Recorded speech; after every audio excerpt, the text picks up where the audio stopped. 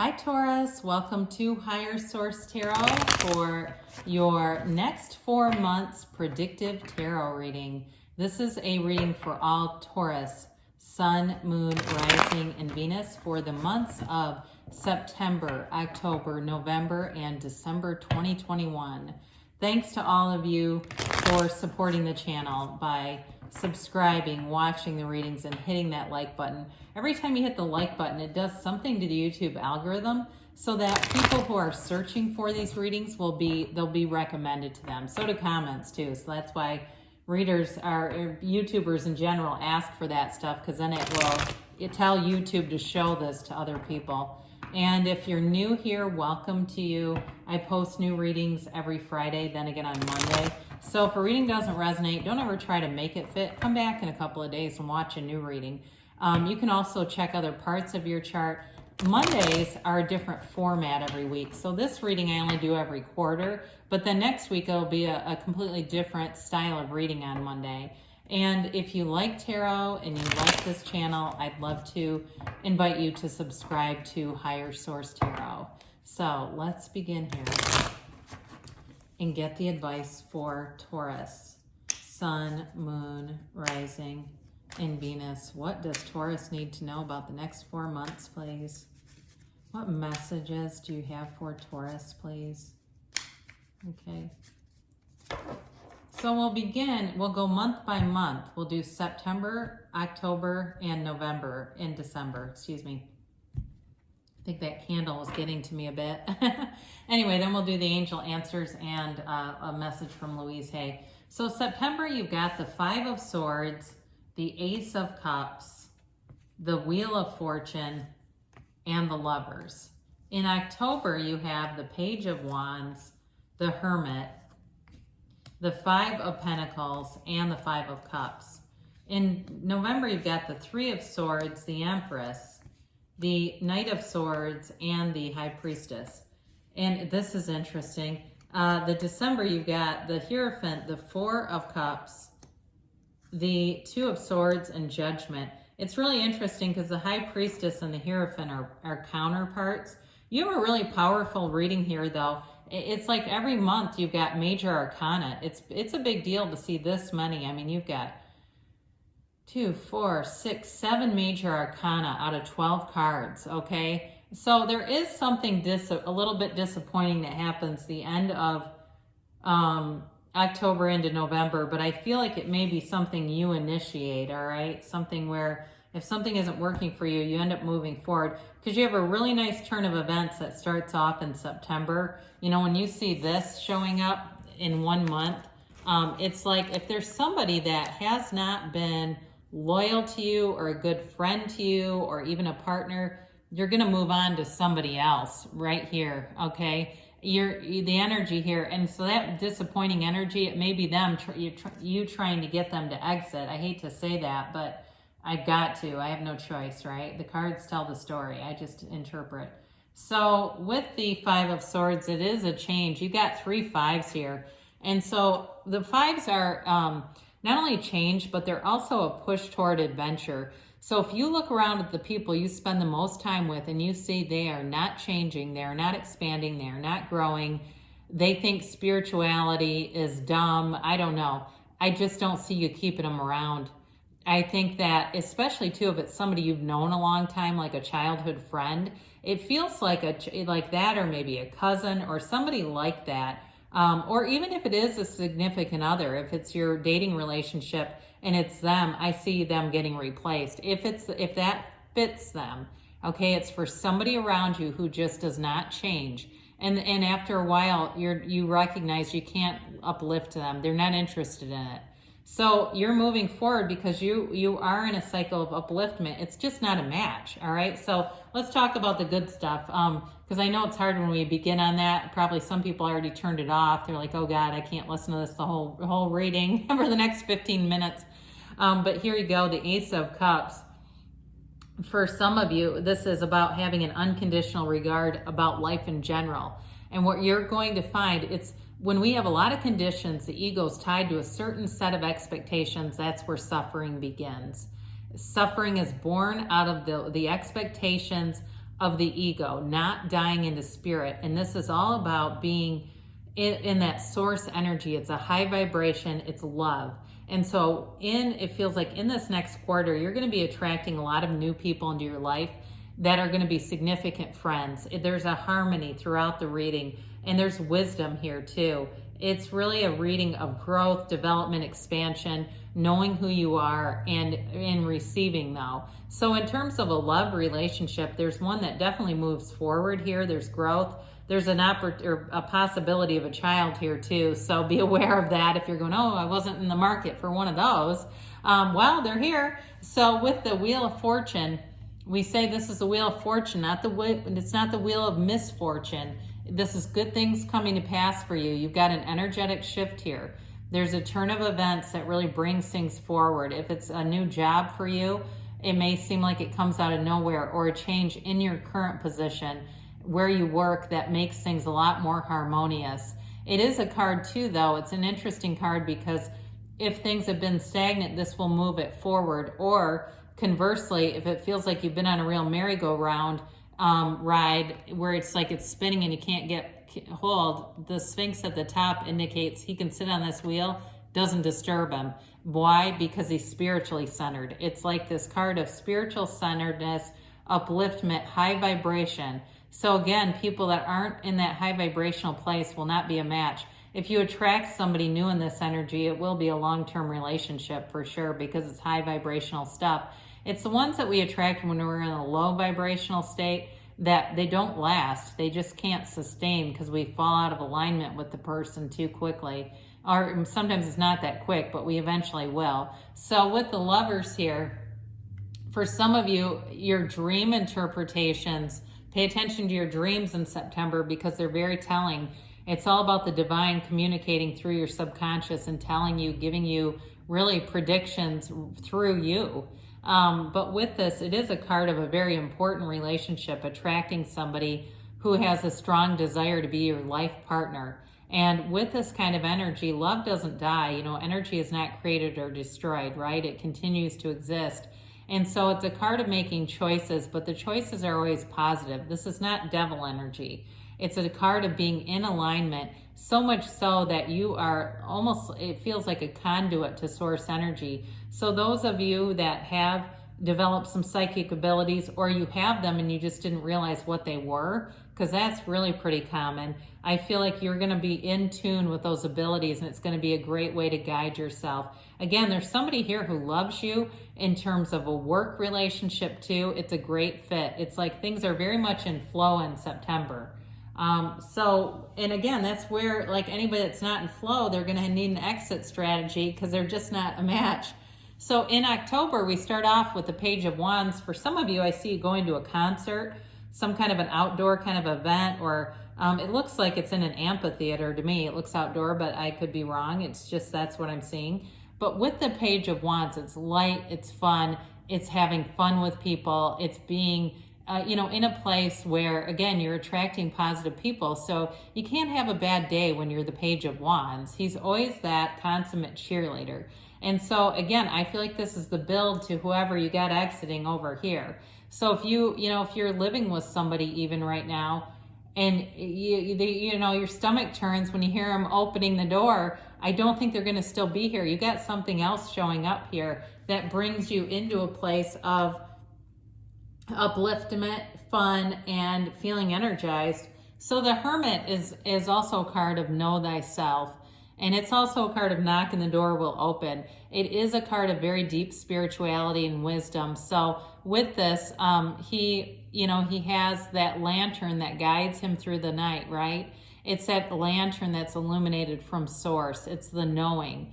And so with this, it is a card of meditation, quieting your mind, being deeply spiritual. Some of you, yoga might be a practice. Somebody was just talking about Kundalini yoga the other day. I don't know that much about it, but for somebody that may even be something that you're already into. But with this, you use this, the wand, he uses that for balance. And so it is a card of manifesting too.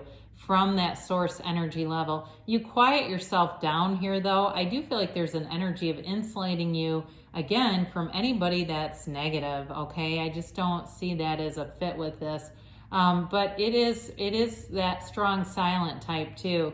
So for some of you, there may be a boss or somebody at work who's a mentor that when they give you advice, it's sage, you know, it's like, God, I can't believe what just happened there. It really changes how you see some things, and they have the wisdom to do it. They've been through a lot of things, whoever that is. Again, it feels like it's work related, or maybe even, I don't know if you're involved with some of their groups, somebody who's got a lot of experience shows up there. So that Five of Pentacles, again, is moving away from something. I do feel like it brings a little heartache, though, I'm going to be honest, but there's acceptance around it. And so the quicker we can get back to center and accept that change is just part of the energy that's here. I mean, it's not the energy that changes, but it's us getting better control over our own energy fields, getting better management over ourselves. And so with this, again, if there's something that just hasn't been feeling comfortable to you, I do see the kind of the final ending happening around the end of October. And it brings in, for somebody here, if it's either you or it feels more like the other person involved here, some disappointment. But there can be, you know, times where there's an exchange of words, or you find out some information with the Wheel of Fortune and you just can't go back to the way it was. And even no matter how much they promise, they try. Or if it's somebody you've been dealing with who has an addiction, you may cut ties with them to let them find their own bottom, because whatever this is, it has not been what you thought it was going to be, okay? But there's better opportunities for you here in the card, those upright cups. And it's all about changing perspective. It's changing your focus and finding those, because they're within reach. Everything that you want in your life is available to you right now. It's already been created. It's just a matter of aligning your energy with it. So with the Three of Swords, this begins November. Here's your acceptance, okay? The Three of Swords is a card of disappointment, but the Three Swords, the way that they are so perfectly aligned, that's the indication that things have been accepted here. And so for some of you, it's really a turning point where you then, it's a jumping off place almost, where you get into really manifesting some positive changes in your life and just cutting away things that weren't serving you, that were energy drainers. And so I do feel like, again, we always have this sense of guilt or responsibility as human beings, but really it's just another soul. And that soul has its own journey. So we let go of people so they can find their place in their lessons. They have lessons and they're learning them. So I feel like I'm trying to pump somebody up who feels a little bit of guilt. But it's really about your own expansion, and there's nothing wrong with that. This other person could have chosen to expand with you and they didn't. So with the Empress here, here's the recovery. We've got, you know, this energy of love and of unconditional letting go. You let go with love and you focus on bringing in new opportunities. Creative ideas just come to you in this energy, especially if it's something with work. So I talked a lot about a relationship, but also too, if it was a job that you left, you're moving on to something better here. But with the Empress, it's a card of decadence, okay? So for some of you, there could be changes that bring in money, or you've saved some money and it allows you to get out and do some extra things for yourself. She is the mother of the tarot. So it can be, for some of you, fertility is here. She's perpetually pregnant, but it also can signify a relationship. And much like the Hermit in some ways, where the Hermit brings in some kind of a mentor, the Empress can bode very positive relationships with women. And you have the High Priestess here too. So if there's been some kind of a conflict with a woman, I do see getting it resolved, because the High Priestess can be an energy of not completely getting along with other women, not identifying well with women, if you're a man or a woman. Okay, so if there's a need to patch things up, maybe with your Earth Mother or somebody else in your life who's a woman, here it is. So with the Knight of Swords, there's information and communication that shows up here. I can't remember if we said we have Taurus and Gemini and Virgo here, did we? You've got all the elements here. Yeah, you do. But with the Knight of Swords, it is an energy that brings forward not only a communication, but it's very like, it can be very impulsive energy. So it may be somebody who blurts something out in front of you that gives you a change in perspective. So there may be some kind of information that you didn't know about a person who didn't feel like a match to you. It could be too information about a new love interest. Okay, for those of you that this was the love interest. Now, some of you, if it's been about a job the whole time, there is a love interest here though. I will say that if you say, yeah, I got a stable relationship, this has been about leaving a job, that's also okay. But there's information that comes in here. And so some of you, it may change the way you think, especially if you've had some guilt. It can absolve you of that guilt and allow you to move forward. So with the High Priestess, you know, this is an important card. She begins that pool of consciousness that runs throughout the cards. It's depicted here in the Empress, right? You see it running down there. That comes from her robe. So it's a card of wisdom and knowledge. And both the High Priestess and the Hierophant, they're inside a temple. These columns represent the inside of a temple, their wisdom, knowledge, understanding. And so information comes out here. The High Priestess is the card of the psychic. And so there can be, again, use of your own psychic abilities, knowing things are going to happen, quieting your mind. And, you know, she's a card of passivity, though, and analysis. So for some of you, it may be a time where you're really kind of looking at your life, taking things in and not necessarily acting on them. When this information from the Knight of Swords comes in, you may not make an immediate response to that, but that's okay too. She holds the book of Torah on her lap, the laws of the universe, the laws of life. So you're connected to source energy. She can be a card of solitude. So for some of you, it's not isolation though, it's by choice. You may find that you retreat a little bit more. You get into the meditation, and it may just be something you carry throughout all these months because it calms you, it quiets you, and you'll find that you make decisions that bring in physical manifestations in this energy. So with the High Priestess being here as well, this is a card again of your higher self. You've got it multiple times. Your higher self is screaming at you, Taurus, in trying to connect with you, so just allow it to happen. He holds up his hand and says, be still and know. He's also a card of clairaudience. So you have a lot of mysticism in this reading between dream interpretation, psychic abilities like clairvoyance, clairaudience, clairsentience. You're developing these things whether you're trying to or not.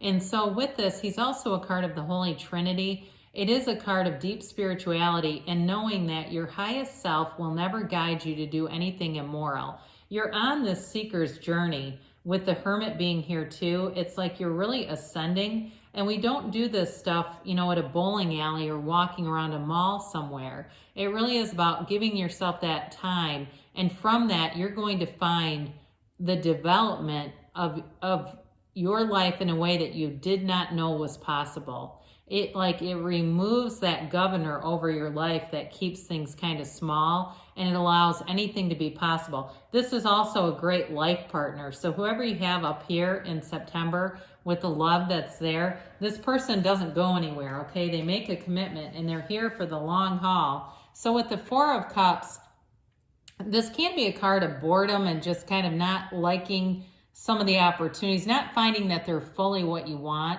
However, it's also a card of nature. So getting outside, meditating, staying connected to nature, especially if you live in a cold weather climate that becomes colder in December, it's still going to be important for you to find ways to connect with the universe through that, because you are the universe, really. The universe is inside of you. So the Two of Swords gives you just a little bit of an indecisive energy here.